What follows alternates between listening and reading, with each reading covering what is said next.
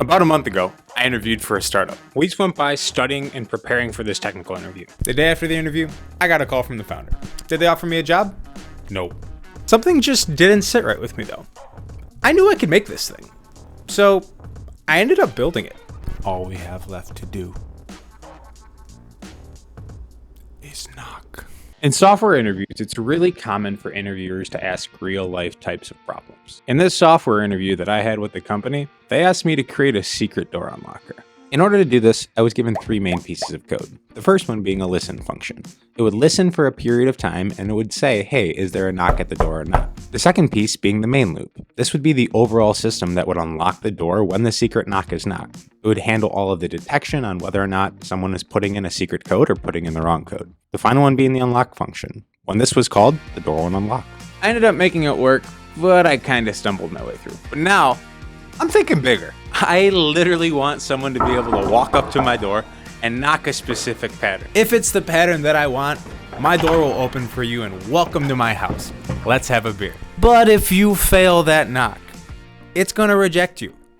And it's gonna reject you hard. So to build this, I would need more than just code. Every single component of this, from the way a door unlocks, to the sound processing, to the secret knock detection, and the dreaded integration hell of getting everything working together, would need to be built from the ground up. This is a pretty monumental task. But hey, we're here to prove ourselves, right? Typical doors, or at least the door in my building, have locking mechanisms right above the handle.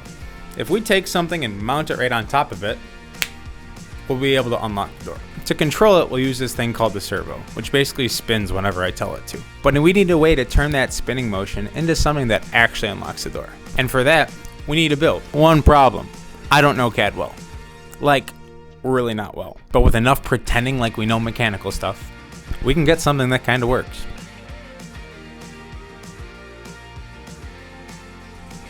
Come on. And then find out that it's not strong enough and have to redesign the entire mount for a stronger motor. Once we have a way to physically unlock the door, we need to make it work wirelessly.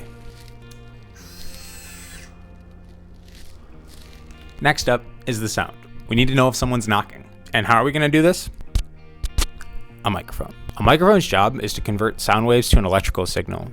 Each microphone does this in a different way. A ribbon mic uses a ribbon, a condenser mic uses a capacitor, and a dynamic mic uses a diaphragm. I got a dumb cheap one because we only have 300 subs and make no money. Now that fancy signal is in our possession, what can we do with it? We can make it sound like Darth Vader. Or underwater. All of this happens by processing that signal on our computer. So now, we gotta know if something is a knock. When a microphone is listening to silence, this is what we see.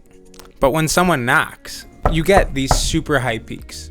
That's what's going to be used to tell our knocks. In order to do this in software, we basically just draw a line across the graph and say, hey, if we're above this line, consider it a knock. And you may say, hey, what if someone yells at your door? Won't that also be a knock? Yeah, but if someone yells at my door, they definitely deserve to be let in. Check, check, check, check. Now on to the crux of the interview. How do we actually make this work? Here's something you may not have thought of. When somebody knocks a pattern, your brain is only recognizing 2 things. 1, how loud the knock is, and 2, how much space is in between each knock. No matter how hard you try, you can't make a knock longer. All you can do is make the knock harder, softer, faster, or stronger. And since we're saying anything above a certain volume is okay, time becomes a key element of our problem. A constant has the same amount of silence in between each knock. As you get more exotic knocks, the amount of space in between each knocks varies. If there's a knock, we put a 1. If there's no knock, we put a 0. The code runs and starts to store this collection of 1s and 0s. In between every 1, there's a bunch of 0s. The more 0s there are, the longer the silence. The less 0s, the shorter the time. Once someone stops knocking, we'll count up all the 0s in between each knock. This is our secret code, this small collection of numbers. Every single knock at my door will generate a set of these codes. And if this set of numbers is close enough to our secret code, we'll unlock the door. Okay, so enough theory. Let's see this in action.